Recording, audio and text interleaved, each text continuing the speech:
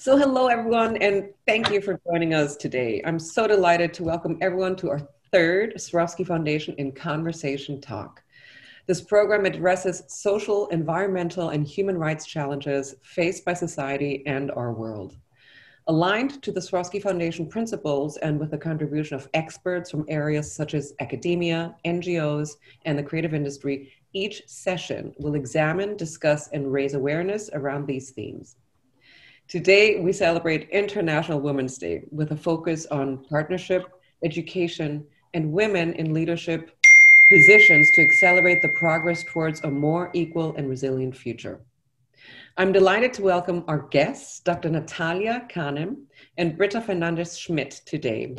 Dr. Natalia is United Nations Under-Secretary General and Executive Director of the UNFPA, the United Nations Population Fund, which was established in 1969 and is the United Nations Sexual and Reproductive Health Agency.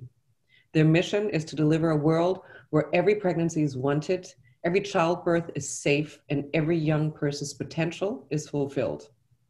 Dr. Kanem was appointed by the United Nations Secretary General Antonio Guterres in 2017, and she's more than 30 years of strategic leadership experience in the fields of preventative medicine, public and reproductive health, social justice, and philanthropy. Natalia, thank you so much for being here. It's such an honor for us, and we look forward to hearing more about your world. Thank you. It's a pleasure.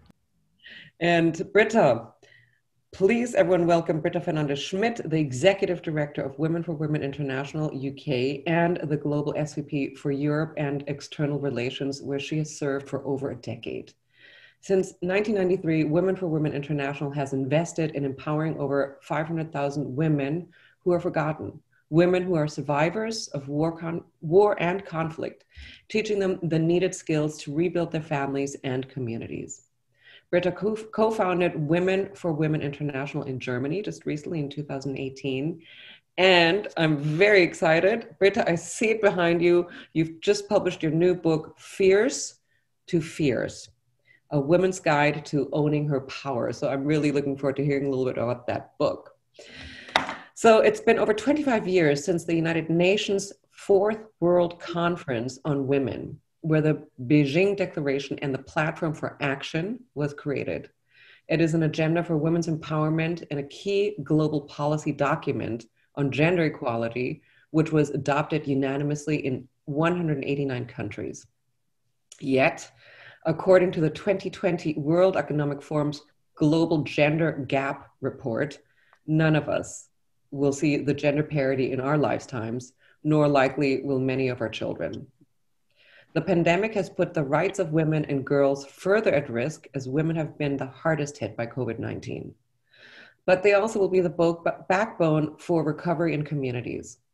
And today we would like to explore how the rights of women and girls can remain central to this process. Placing women and girls at the center of preparedness, response, and recovery could finally bring the genuine change that women's rights groups and organizations have long advocated for. So I'm sure this conversation will help to shed some light on these absolutely essential matters. And I would like to lead into our discussion by asking some questions.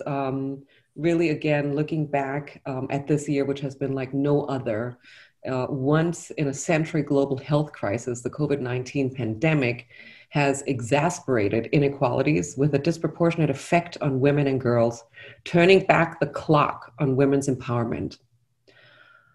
I would love to hear from Natalia and Brita how the UNFPA and Women for Women International have responded to this emergency.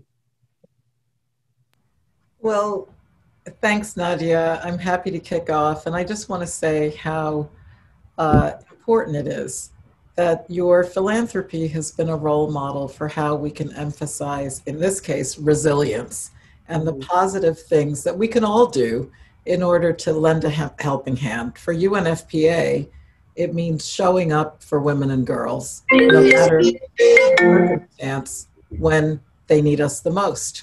Mm-hmm. And I'm thinking of a woman who may have been trapped during the lockdown situation with COVID in an abusive situation, or an expectant mother who now has trouble getting to the midwife during this era.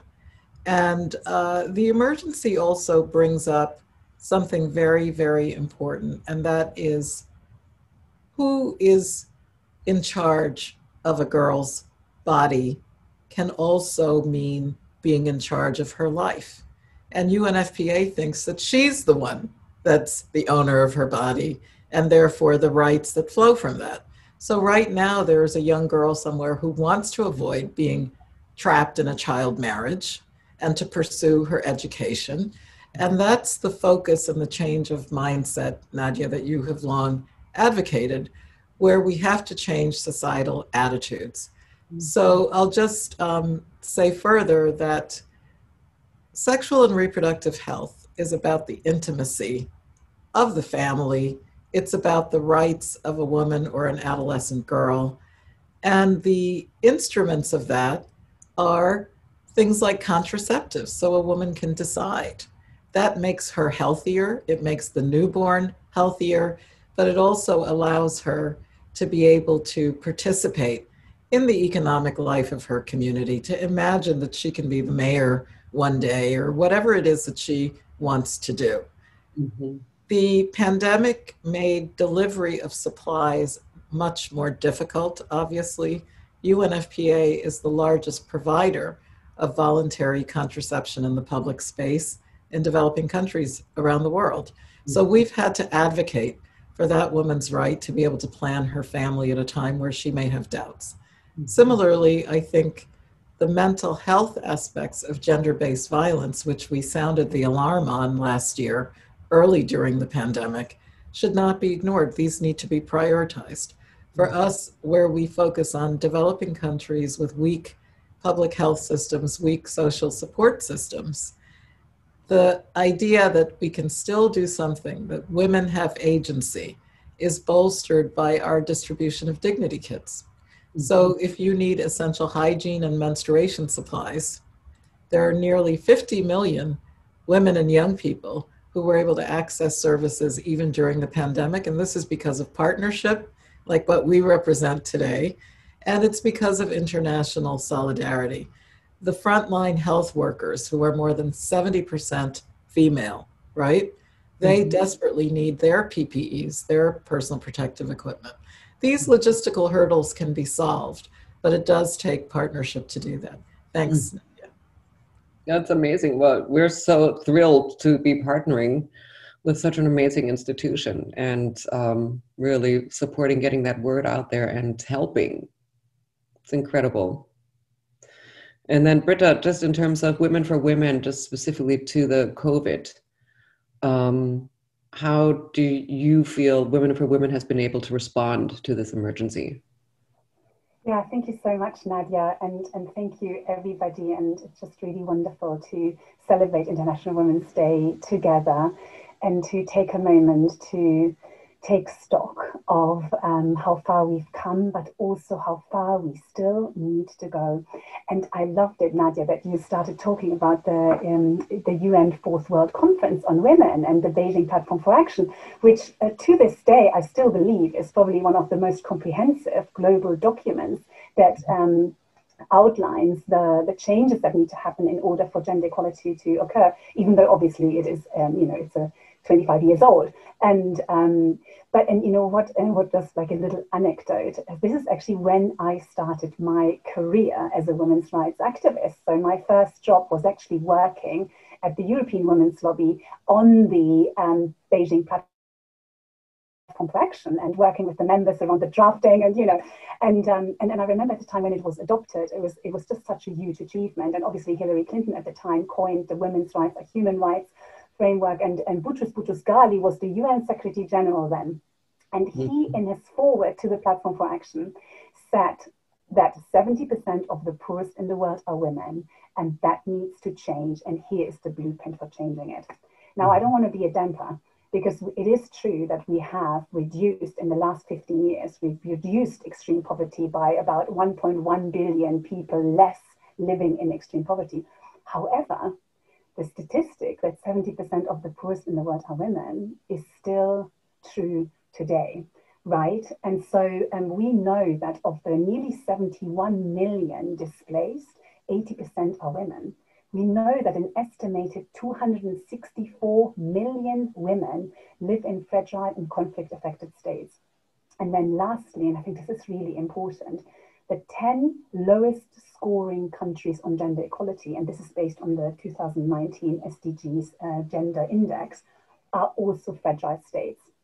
Mm-hmm. So that is the context within which Women for Women International is implementing this, the kind of the holistic program that is targeted at the most socially excluded and marginalized women who are absolutely at the greatest risk of being left behind. Mm-hmm. And so that was the situation before COVID happened, right? So then COVID happens, and absolutely what Natalia said,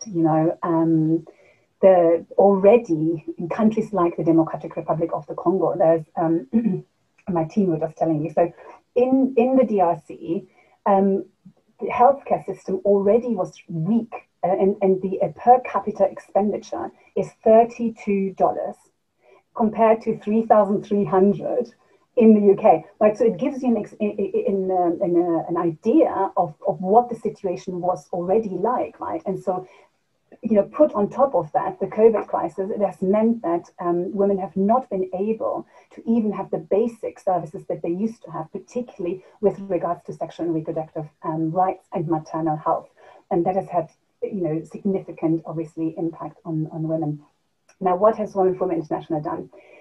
And then, so this is kind of where I'm going to have to give you the hope, right? Because, and obviously, Nadja, you know me really well. I absolutely believe that change is possible. I see it every day.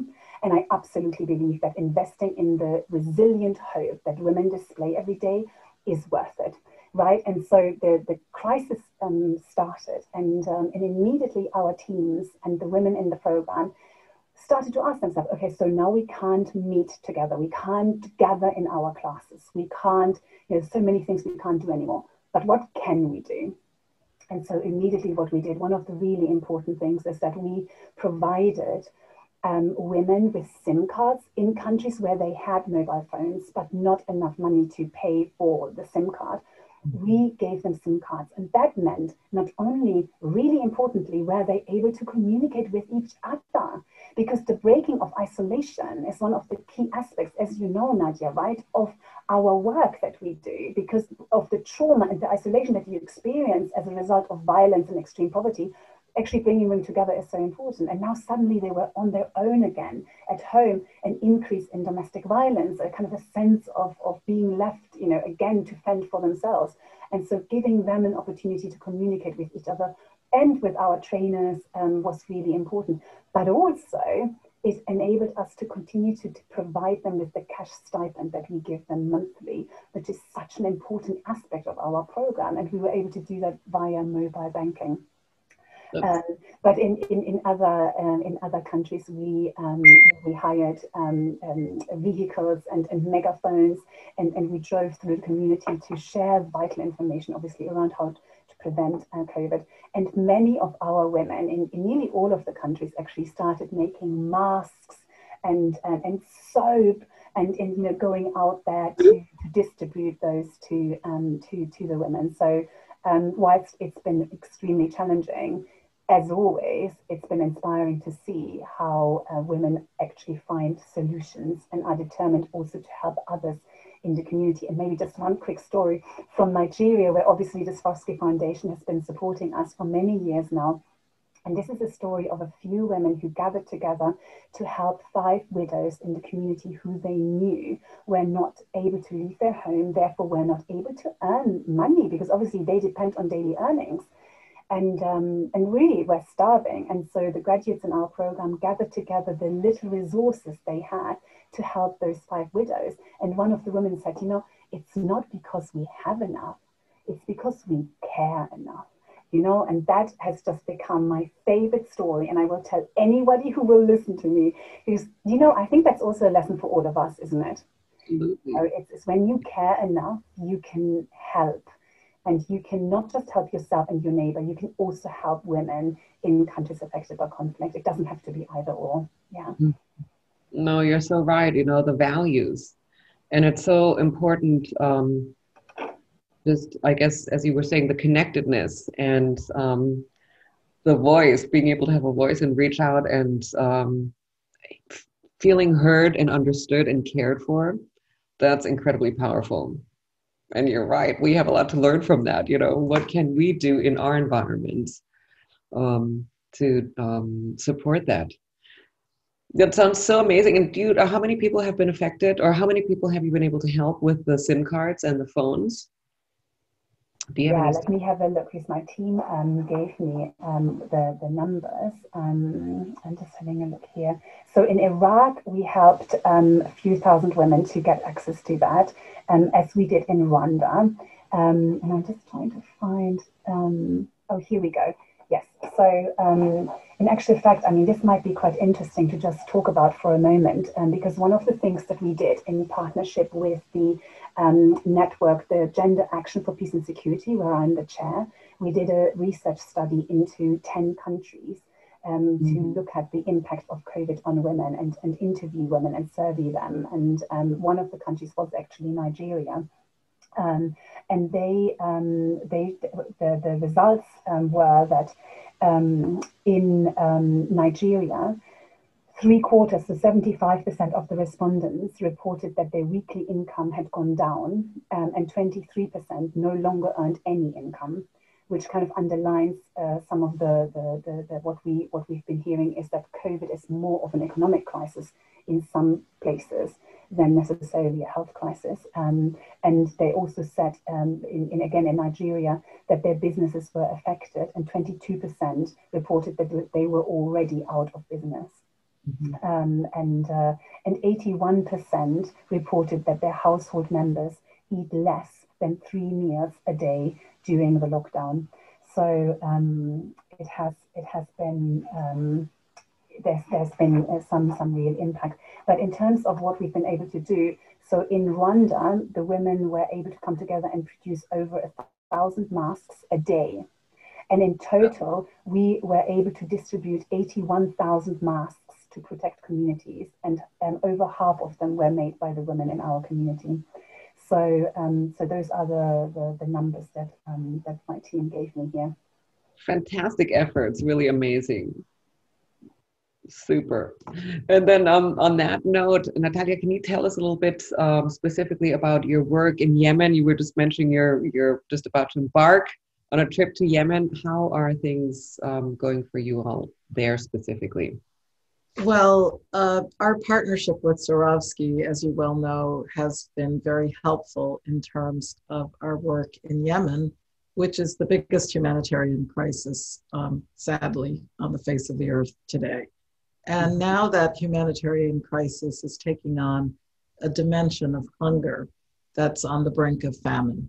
So the United Nations, the humanitarian community as a whole, have been sounding the alarm that we really cannot let the situation deteriorate further. And, you know, this is a time of questioning. I think some of the things that Brita has put on the table make you wonder, why do we tolerate certain types of curtailment of the rights of women and girls? And in the emergency situation, we have to ask, why is the call for ceasefire, including our Secretary General's call for peace in the home, for ceasefire against violence in the home?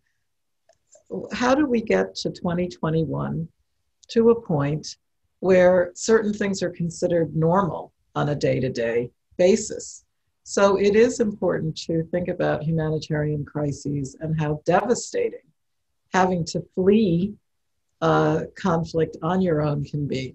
So imagine if you're a 15-year-old girl in Yemen right now, you're displaced by the conflict. You may have been married off early, and now you're giving birth under dire conditions.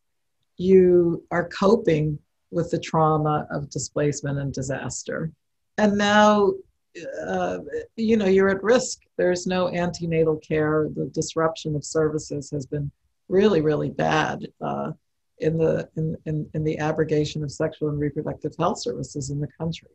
So in going there, I really want to show the solidarity of UNFPA and the UN with the women and girls of the country, and also to make clear that the pandemic should not sharpen inequalities that were already there before we even got started.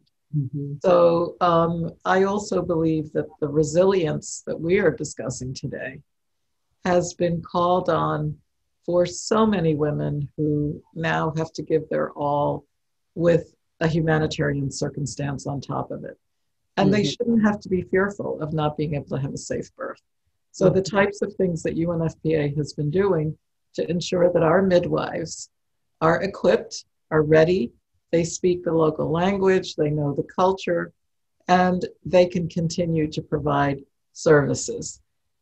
Much as Brita was alluding to, what our research is showing is that from past epidemics, if you are in a humanitarian or a fragile country setting, so that healthcare services that are deemed unrelated to the response, which unfortunately, sexual and reproductive health, maternal health services, et cetera, these are often discontinued and not prioritized. That can lead to more deaths than the viral cause of the pandemic itself.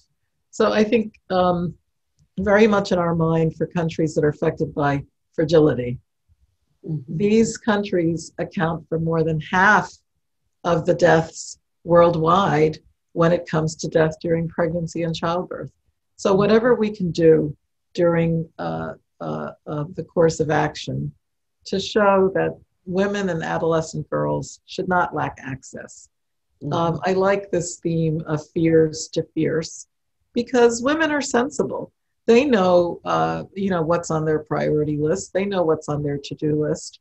And especially devastating for the girls who now have to face greater hurdles to finish their education, to access decent health care, and to make sure that they are protected from violence and from harm. So for me, the mission to Yemen is a symbol of the positive nature of partnering with Swarovski Foundation in our example today to uphold the dignity of women and girls, no matter what the circumstance, and to make sure that we do our part for social protection. As UNFPA and the UN works with governments, and we also work with communities on the ground, changing that mindset so that a woman is not an afterthought, a girl is not a burden, that everybody has rights. And as was famously said, women's rights are human rights.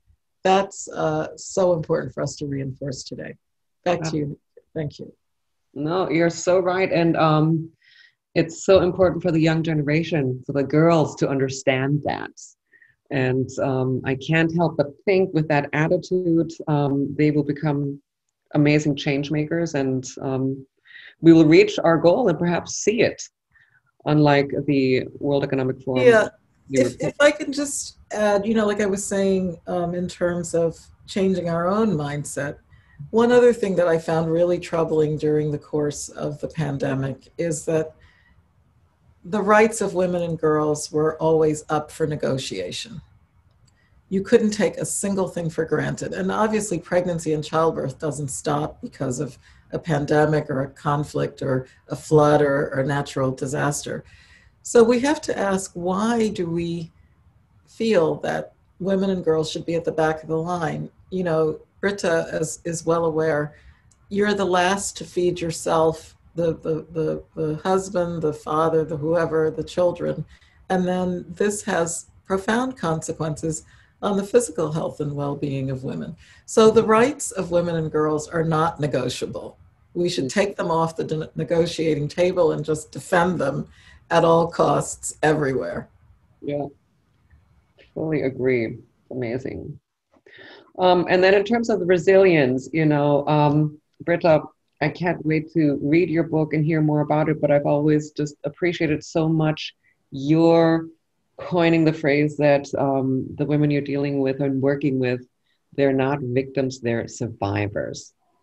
So again, it's just such an amazing reflection on attitude and point of view. Can you just talk about that a little bit, and how the spirit, the human spirit and interaction helps and is contributing in making the situation better?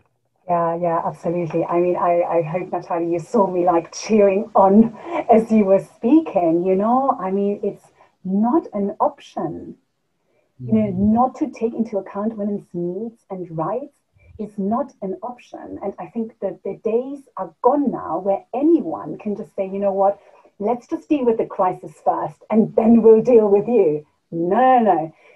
Because number one, women are at the heart of the crisis response. Okay. And number two, we know that the crisis response is going to be better if women are included and if they are at the negotiating table, if they are at the kind of emergency response planning table, and that's what we're saying now. And obviously we need to make sure that they are properly resourced. And that's why it is so important that the Swarovski Foundation has such a clear commitment to women, because they are not enough.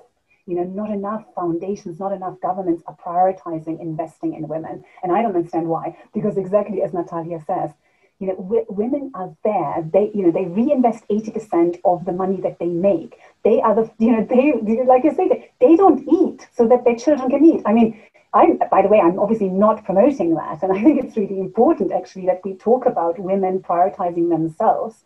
But the fact of the matter is that they care. And so, Nadja, absolutely. One of the things that, and this is one of the reasons why I wanted to write my book, because I have learned so much from the last 25 years working with women, sometimes in the harshest circumstances, but also being a woman myself, having two daughters who are now 18 and 20.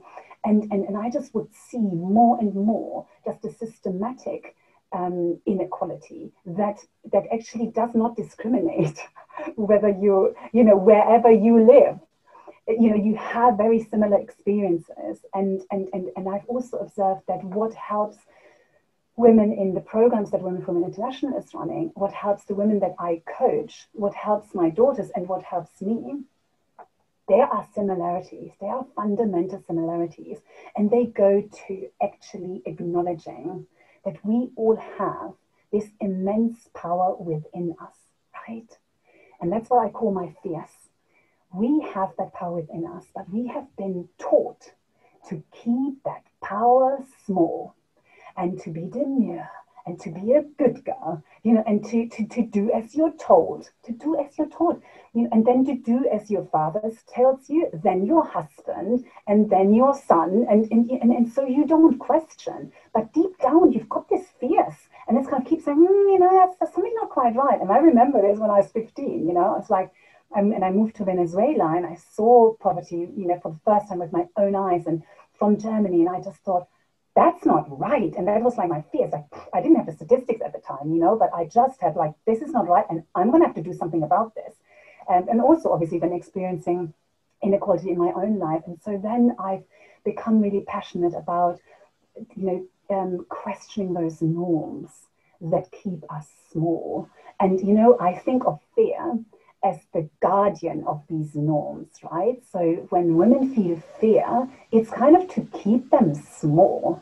And so if we can unpack that fear and look it in the eye and actually say, so what are you actually really scared of?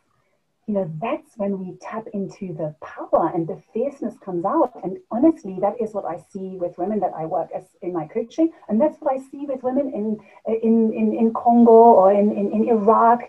Once you create a space where women can come together and they see each other and they realize that it's not their fault, that they are not crazy, that they are not the ones who are weak. It's the system, it's a systematic oppression that women are experiencing. Then everything changes, because suddenly you're like, okay, right, this voice that was suggesting to me that maybe there's something wrong with me, that's actually not right. My fierce is right, and I can join, and that is key to unlocking the potential and creating the change, because then you join together as women, right? Because you can't do it on your own. You can start, and only you can empower yourself, right, Nadja? And so in my book, I actually don't talk about empowerment anymore. I talk about empowerment. Because actually what we're doing is we are going into our power. We unfolding our power. No one can give us power that we already have, right? We already have it. It's about stepping into it and allowing it, right? So it's not about giving women power, unless we're talking about positional power. That's a different conversation. But when we talk about the power that we all have as human beings, our authentic power, that's already there. You know, this is so true, and it is part of women's resilience. And I just want to highlight, because Nadja, in daring to form the foundation and in choosing to put women at the center, this is another example of how your actions as a philanthropist can affect, literally in the case of Yemen, hundreds of thousands. And, you know, we serve nearly 3 million people in that country with needed support and relief. So it was also, I think, your role as somebody coming from the private sector and being willing to dare to unlock resources to show international solidarity with another country. Now, that imagination has grown to the point where at this date, I know that it's been well over $2 million that co-branding with Swarovski has brought in terms of powerful partnership to help drive up public contributions towards Yemen, to ensure that the maternal health services could continue at a time when almost half of the health system has shut down. So I think the question of responding to that need for service and how you make these decisions would also be interesting for you to chime in, Nadja, as to what motivated you. I mean, this is part of the vision of women helping each other, and that the private sector does not need to be a bystander. Sitting in the United Nations, I know the importance of working with civil society, working with the private sector. And for some people, it doesn't happen naturally. So I think being able to tell a piece of your story would also be really, really interesting for people who are listening to us today. So over to you. The spotlight's on you, but yes, I have to tell, I mean, and what brings us together are our shared values. You know, I'm so grateful to this partnership, and you are my heroes, really. You are angels on earth making this world a better place. But, you know, this company was started by my great-great-grandfather, and he really wanted to enable every woman to know what it feels like to wear a diamond. You know, so therefore he created that ultimate crystal cutting machine.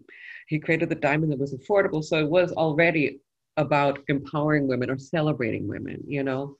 I think the fact that Swarovski is a family company and we have those family values, I think made us all feel we are in a position of actually sharing those values beyond the business. And then of course, 90% of our customers are women. So we just felt, what is it that we can do to celebrate our customers, celebrate those women? You know, how can we engage in the world? And actually, how can we make our voice and our values heard through our commercial distribution, but also through our network of colleagues? We have 35,000 colleagues. You know, how can we share that message with every colleague, which then in turn shares the message with their families? So we just realized, you know, money is not the only currency. Often it's just really that interconnectedness, you know. And what's been amazing to see with the colleagues within Swarovski, they're very appreciative of the Swarovski Foundation. We have quite a few people who want to volunteer. Often people don't know how they can help or that they can help. I think, and Brita, I'm sure both of you must witness this. I think often in European countries with high taxation, the citizens feel it's the government's job to help.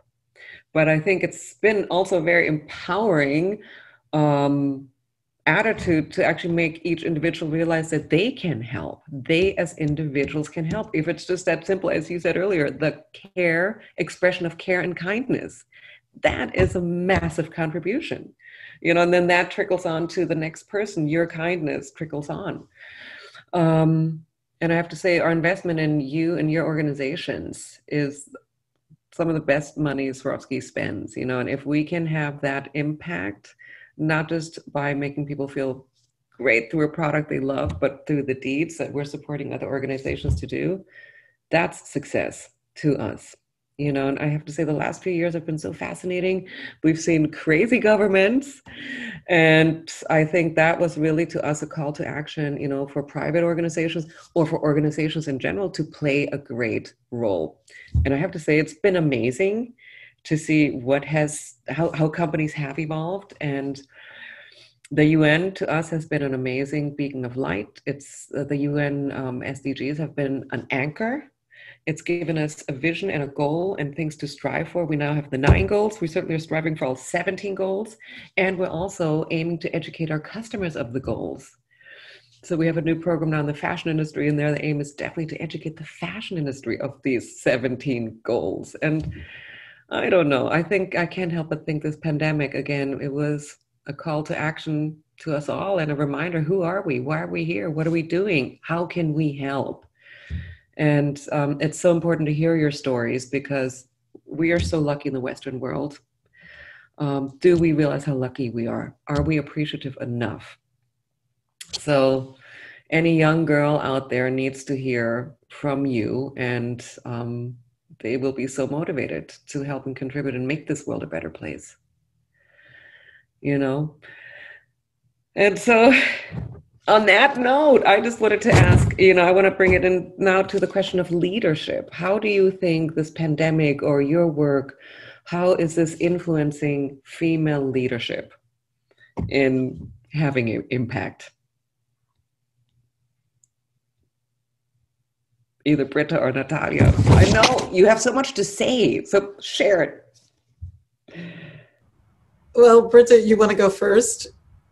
All right, well, again, there's so much to be said. And just as we transition into leadership, I just want to give as a practical example of what the foundation has done with the Mama Kits in Yemen, that we've been able to distribute up to 2,000 kits to make sure that death in childbirth doesn't occur. This is all the necessary products in the kit that you need to help a woman in childbirth. So when I think about leadership, I'm actually well aware from working in so many communities across the 150 locations where UNFPA works that leadership can blossom in any circumstance, but it has to be recognized and nurtured and encouraged.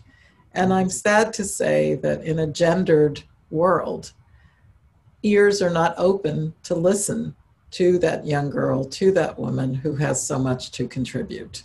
Mm-hmm. So it's my hope that every 10-year-old girl alive today can grow up with her health, with her education, and knowing that she can be safe because she has her human dignity, she has her human rights, and that she's the owner of her own body, that she can achieve her full potential. So all of these dots connect across those 17 Sustainable Development Goals. If it's a time of climate change and famine and flood, if it's a time of a pandemic where the normal school situation doesn't occur, she may never get back to school. UNICEF, UNFPA, so many of us are calling attention to the fact that many girls, once they leave school, are not prioritized to return. And we know that the catastrophic effect that that's going to have on her economic potential, her earning power, but also on her children, so on into the next generation. Well, that said, everywhere I go, I see women leading. They lead on peace processes. They obviously run businesses, as we have a shining example today. And they're leaders in schools and hospitals. People trust what a nurse tells them. Mm-hmm. Of course, women can also lead at the level of head of state, president, prime minister, head of corporate boards.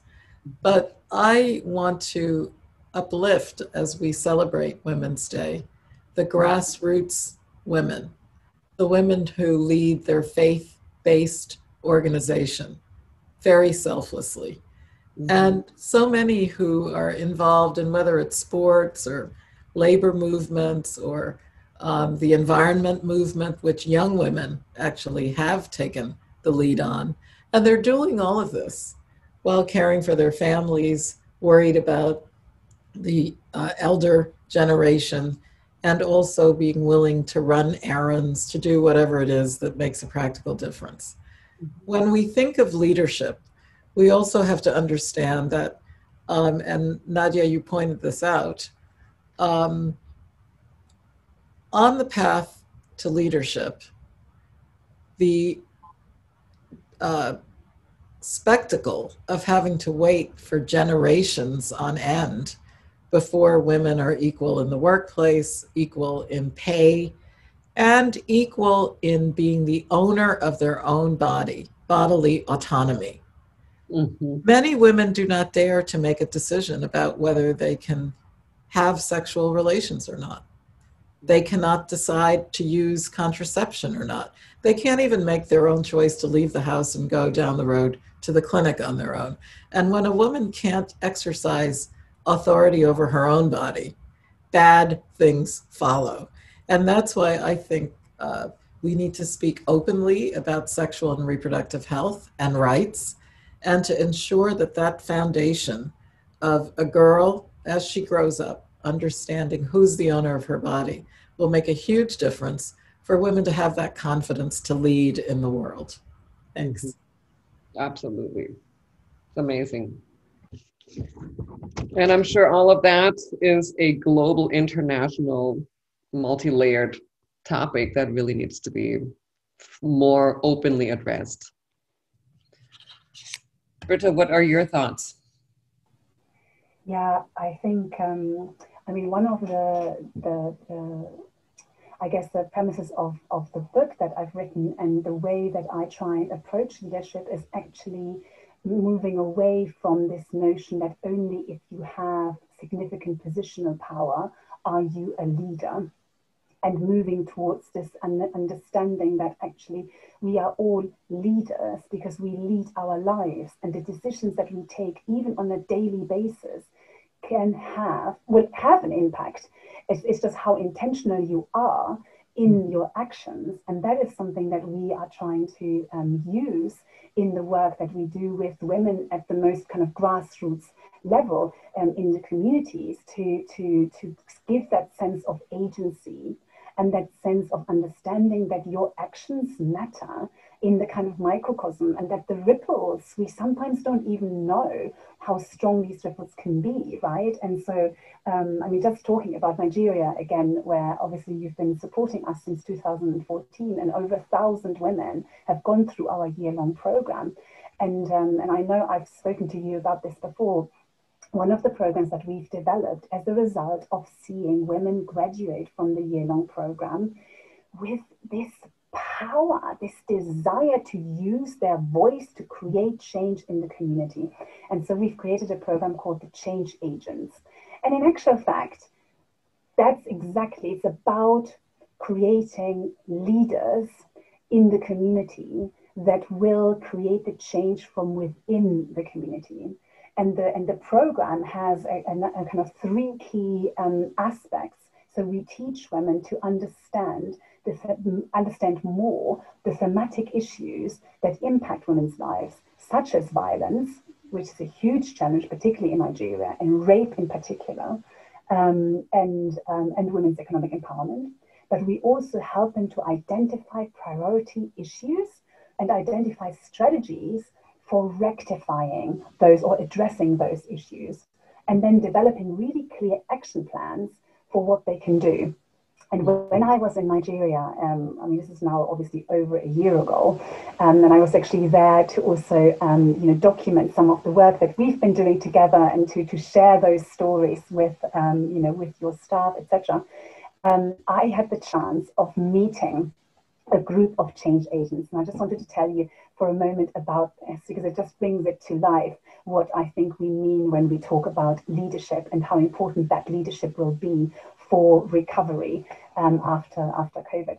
And so there was a group of women that I met, probably about like 30, 40 change agents. And they were, and so I met them. I said, Sonia, how are you? And we're starting to chat. And they were telling me about the prevalence of rape and how challenging that is, and how they go and challenge those rapists and take them to the police, because the police isn't really responsive and they're not doing enough. And I was like, wow, but I mean, are you not scared? I mean, this is like a really big deal. Obviously, it's really challenging the kind of stereotypes and the norms. And they said, no, we're not scared because we're together.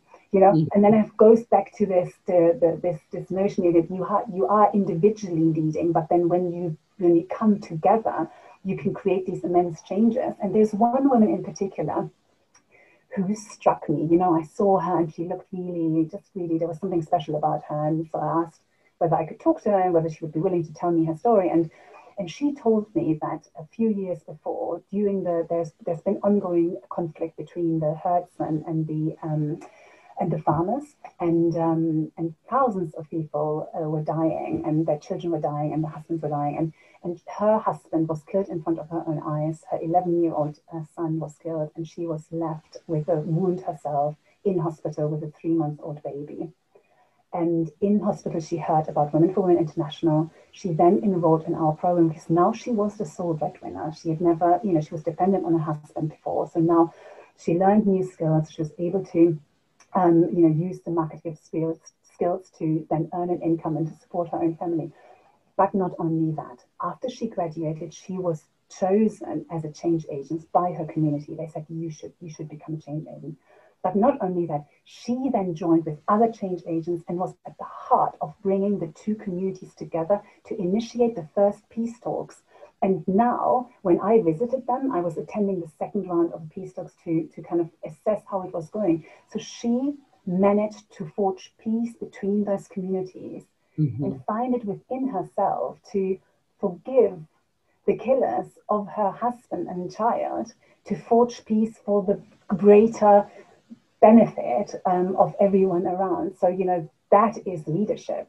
That's right there, and that is what happens every day in the communities where we work. And I think providing that space and that knowledge that the power within you is actually what you need to lead change. I think that's what gives me hope. Yeah, that's amazing. I just got goosebumps as I always do when I hear your stories. It's amazing, it's such selflessness. And it sounds like there are so many women that just really see that big picture. And it's wonderful that they realize that they are contributing to a solution. And then I was just wondering for both of you, obviously there's so much focus on empowering the women. How about men in the communities? It's so important for the women to find their power, but they are nonetheless subject to abuse by men. How are the men being educated that their behavior is not okay?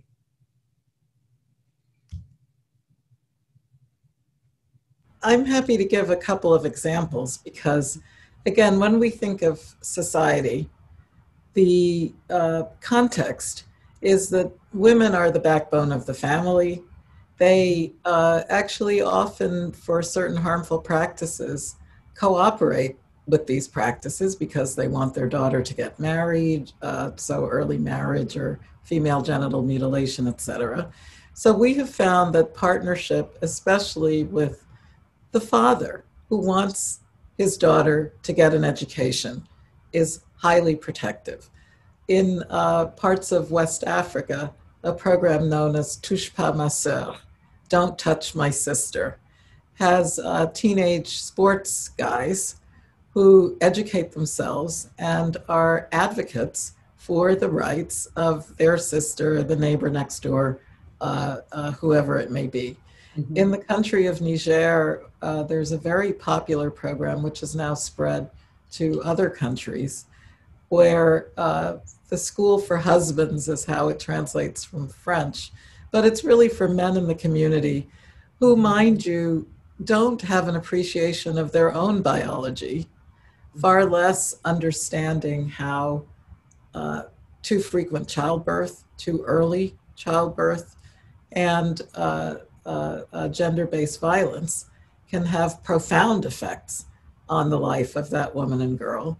They come together, they sit together. Very often it's actually a woman who leads the class for this École des Maris, and she explains, this is what happens with you.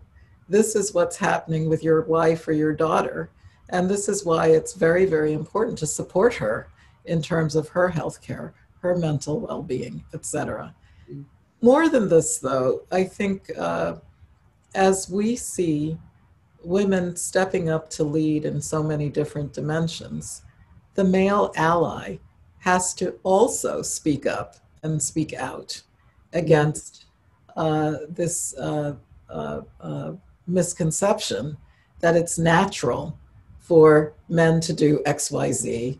And it's, I think we've seen examples just in our conversation today of how women are taking extraordinary sets of responsibility, and how the compassion and the caring should be spread out across all genders. This is not something that is just native to women alone. So our demand, and our Secretary General, who is an avowed feminist as the head of the United Nations, has also made very clear that, and he makes a joke of it, and I think it's quite true, that the time is over for questioning women's competence. If we're not going to question men's competence, we should have equal incompetence of men and women, et cetera, et cetera.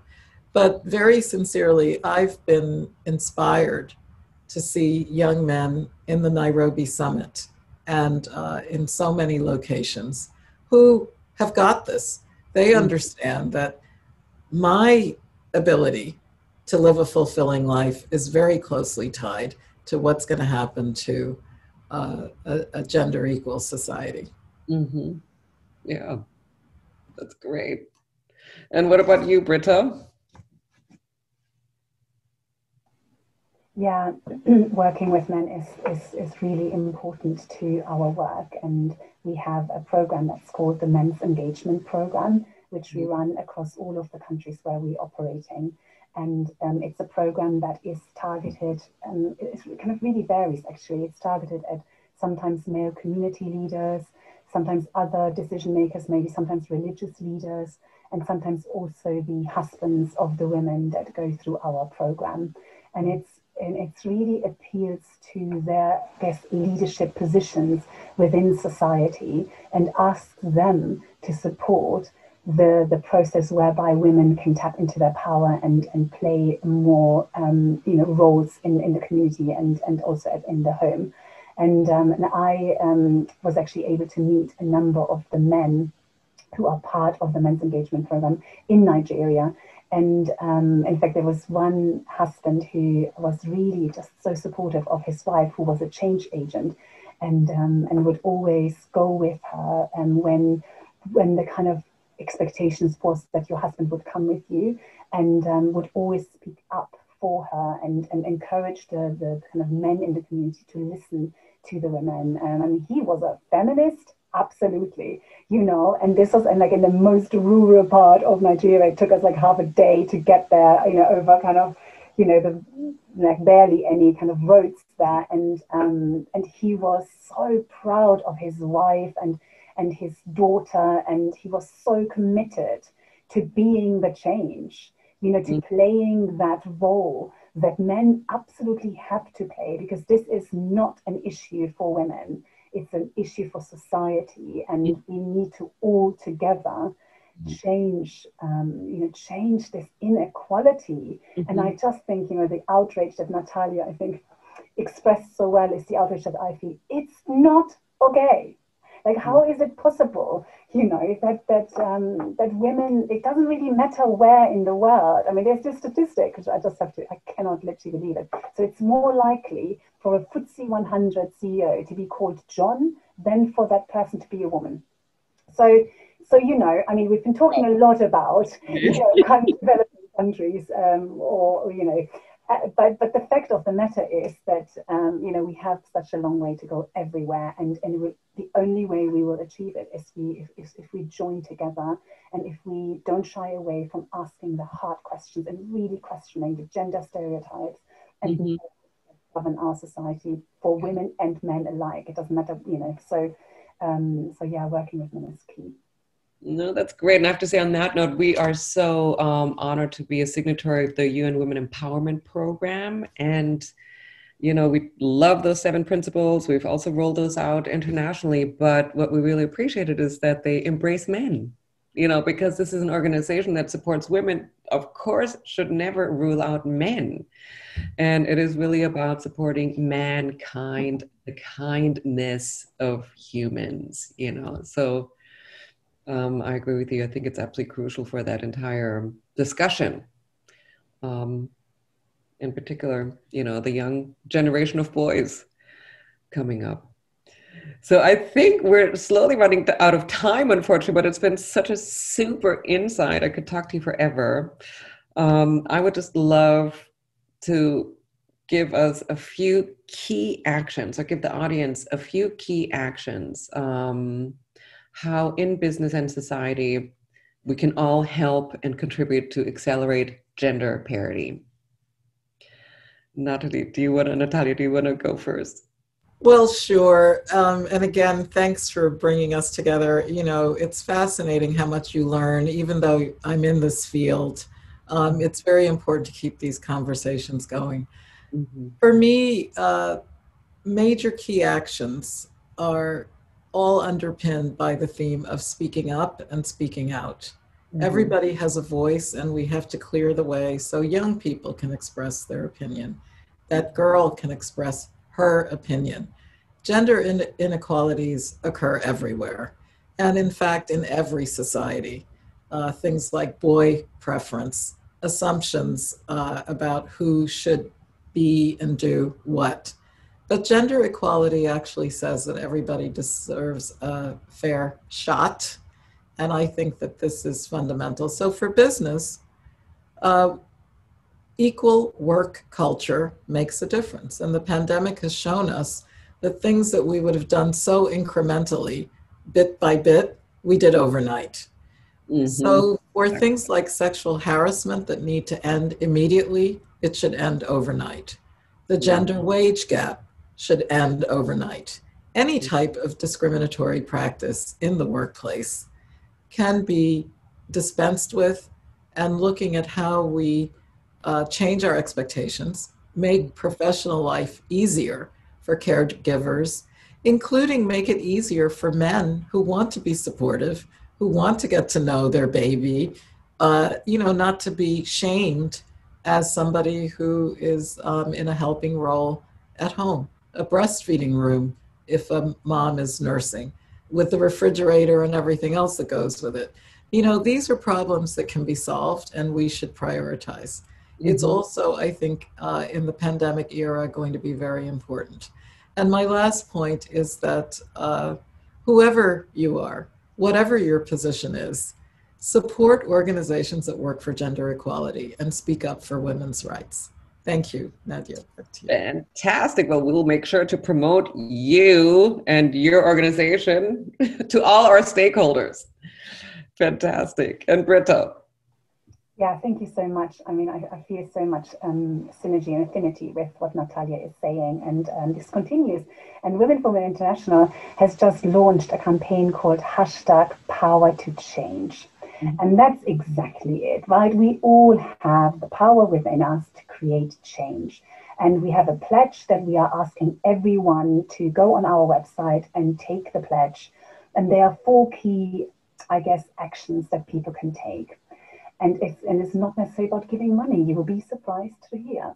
So number 1 is share your story. Because when you share your story, you give permission to other women and men to share their story too. And that is immensely powerful. Secondly, educate yourself. You know, it's on you to find out what gender inequality means, how it impacts women and girls, and what can be done about it. There are fantastic books out there, plentiful websites and so on. educate yourself, and then share that knowledge with others. Connect with your community. Connect with organizations, support organizations in whatever way you can, but change is created together. And then lastly, obviously, support women, support them. Do what you can, and that obviously can take many different forms, and it should hopefully involve supporting maybe an organization that is already, has good strategies and approaches for supporting women. So yeah, that's it. Thank you so much, Nadja. Thank you, and thank you so wonderful, much. Fantastic, and we'll make sure to communicate your knowledge and know-how and insights with our community. And it's a lot of people just don't know, and they certainly don't know their rights. So whatever we can do to help educate that process and empower, put people into their power. Wonderful. Well, I just want to thank you so much. The world is a better place because of you, and I wish you continued success. Thank you so much for the partnership. We're so grateful, and thank you for sharing your amazing insights. Thank you. Thanks for hosting. In person, but I'm glad we're connected, and I look forward to coming together in London or New York soon. Yes. Thank you so much. All the best, my sisters. Bye. Take care. Bye. Bye. Bye.